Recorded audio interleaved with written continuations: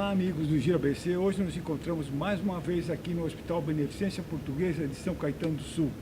E hoje nós vamos falar de um assunto, de um tema bastante interessante. Nós estamos no verão, eu estou aqui transpirando bastante, mas nós vamos falar de hiperidrose.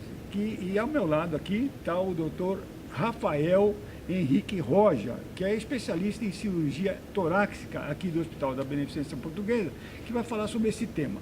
Doutor, bem-vindo ao nosso programa, meu querido. Obrigado por ceder esses minutos importantes e essas informações ao nosso telespectador.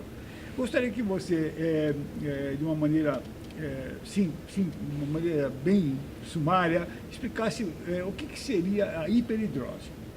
Bom, a hiperidrose é uma patologia que é decorrente do suor excessivo das pessoas. Né? Então, o suor é uma coisa fisiológica que todos nós temos para poder regular a temperatura corporal, né? Principalmente nessas temperaturas altas como temos vivido agora no verão. Mas tem pessoas que têm esse suor um pouco desregulado, um pouco mais intenso, né? Que aparecem em situações não habituais, como o calor e o exercício físico. Esse suor que pode vir mesmo no frio, com alterações emocionais, então de pessoas muito ansiosas. Que não está associado à questão da temperatura ou do exercício. Então, e ele vem de uma forma mais intensa até do que esse suor do exercício. Né? Então, nesses pacientes a gente caracteriza a hiperidrose, né? Que é o suor excessivo. Normalmente, como que esse processo? A pessoa, esse sintoma, ela percebe rapidamente ou ela confunde isso tudo? Como que chega um paciente, por exemplo, aqui no hospital? Normalmente é uma queixa antiga dos pacientes, porque é um problema que realmente incomoda muito, com alteração de qualidade de vida e social importante, né? Então, pessoas que têm problemas aí para fazer uma prova, para escrever no papel, pelo fato de ter uma transpiração muito intensa nas mãos, né? Pessoas que têm uma sudorese muito intensa na axila, então que suja a roupa, que pode vir acompanhado do mau cheiro, né? Em outras regiões do corpo. Então, por ser uma coisa frequente, normalmente os pacientes já vêm com essa queixa. E também já com me cura desse eles já vêm desesperados para resolver o problema. Normalmente até tentaram outros tipos de tratamento, né? Que em alguns casos tem algum benefício, mas nunca de resolução completa. Então eles acabam chegando para a gente aí bem ansiosos para poder resolver realmente esse problema. Antes de chegar na cirurgia propriamente, quer dizer, há tentativas a nível de tratamentos, não é isso? Existem tratamentos que são eficazes, e quais são os tipos de tratamento, antes de nós chegarmos no ponto nevrálgico da nossa conversa, que é a cirurgia. Bom, antes disso, é importante a gente salientar que tem alguns tipos de hiperidrose, né? Então a gente tem a hiperidrose primária e a secundária. Quando a gente fala de hiperidrose secundária, normalmente é porque ela é decorrente de um outro problema, né? Então, por exemplo, um hipertiroidismo que pode levar a um suor excessivo. Então é importante, na primeira consulta, a gente conseguir realmente estabelecer a causa e a origem do problema, né? Então, se ela é secundária, se ela é decorrente de um outro problema, ou se ela é só uma hiperidrose primária ou essencial, que normalmente a gente não sabe a causa, né? Então é uma causa que o paciente tem aquilo e não é decorrente de nada. Então aí é só tratar o problema.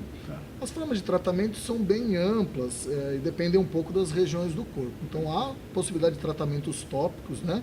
Com cremes, pomadas, antiperspirantes, né? Que tem algum grau de resolução.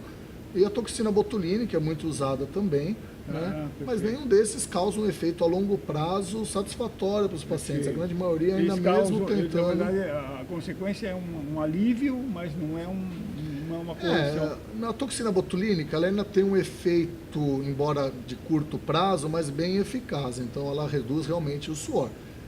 Óbvio que é uma aplicação dolorosa, então em determinados sítios ela é bem utilizada, por exemplo, a axila. Os outros eles são do quê? com injeção da toxina, né, que é o Botox. Então ele injeta a toxina com múltiplas aplicações, ela tem um efeito de aproximadamente 6 meses, né, variando um pouco do paciente e da quantidade de aplicações que já foram realizadas. Mas a tendência é sempre ter a recorrência, né? Os outros são todos um pouco paliativos, ou seja, ele resolve a complicação, então usa um talco porque o pé escorrega, diminui um pouco a sudorese da axila, diminui um pouco o cheiro, mas infelizmente a hiperidrose, então continua, esse suor, né? essa transpiração excessiva continua incomodando bastante o paciente. Agora, doutor, essa tecnologia, na verdade, não é recente, né? Essa questão é uma cirurgia descrita já há muito tempo, né? Desde 1928, se eu não me engano, a gente já tem a descrição do procedimento, mas ela ganhou força realmente com o advento da videocirurgia, né? Então hoje a gente consegue ter um efeito muito bom com a videotoracoscopia, pelo fato da gente ter que fazer pequenas incisões para poder fazer a abordagem cirúrgica com uma segurança... O paciente se recupera rapidamente? Recupera muito rápido. Após a cirurgia, quanto tempo? Normalmente em um dia o paciente já vai de alta para casa, muito bem, né? Quase sem limitações. Óbvio que a gente sempre pede uma restrição de atividade física para evitar principalmente a dor pós-operatória, mas o resultado é muito bom e é imediato. Né? Então, como a gente usa o vídeo, normalmente a gente usa 2 pequenas incisões ou uma pequena incisão, né, na axila ou na linha inframamária, e consegue ter uma exposição de toda a cavidade torácica, identificando todas as estruturas importantes que têm que ser preservadas, né, que a gente não pode ter nenhuma lesão aí decorrente do procedimento. Sim. E consegue identificar muito bem a cadeia simpática para poder fazer a cirurgia. Agora, estatisticamente, há que incidência a gente tem dessa...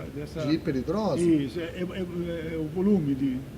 Parece pouco, mas na prática não é tão pouco. A gente tem uma incidência aí de 1 a 2% na população em geral. Nossa, então é uma incidência relativamente grande. Né? Mas em torno de 1 a 2% da população tem esse tipo de problema. Só que tem alguns estudos que mostram que apenas uns 40% dos pacientes que têm essa patologia procuram o serviço médico por considerar que isso é um problema normal. Mas na prática a gente tem uma incidência que não é tão já pequena. Se habituou com esse desconforto. Cresce com ela, né? Então eu acho que é normal. Que é normal, né? Agora, o fato, logicamente, que por ser uma tecnologia através de TV, né? Não é isso? Você encontra em qualquer hospital, como que está difundido isso aí no país? Hoje a videocirurgia está bem difundida em todo o país, então mesmo no SUS, em alguns centros de referência, a gente consegue ter o acesso a esse material. Aqui na Beneficência Portuguesa a gente tem um material de vídeo excelente, que não tem nenhuma dificuldade de ser utilizado, né? Então esse material hoje já é bem difundido para a população geral. Depende um pouco do material, tem coisas mais específicas que a gente pode usar, que a gente vai ter um recurso dependendo do local onde está, mas para fazer a cirurgia de modo geral a gente consegue ter acesso ao material sem problemas. Agora vamos falar um pouco da intervenção cirúrgica propriamente, né? Quer dizer, a nível o paciente ele é internado, não é isso? Ele é internado depois de uma série de averiguações, né? Toda a preparação pré-operatória. E aí, quando ele é internado, você vai explicar para nós, a partir daí, quais são os procedimentos cirúrgicos. Mas antes, vou pedir uma licença para você. Nós vamos para um intervalinho e voltamos em seguida, tá? Voltamos já já.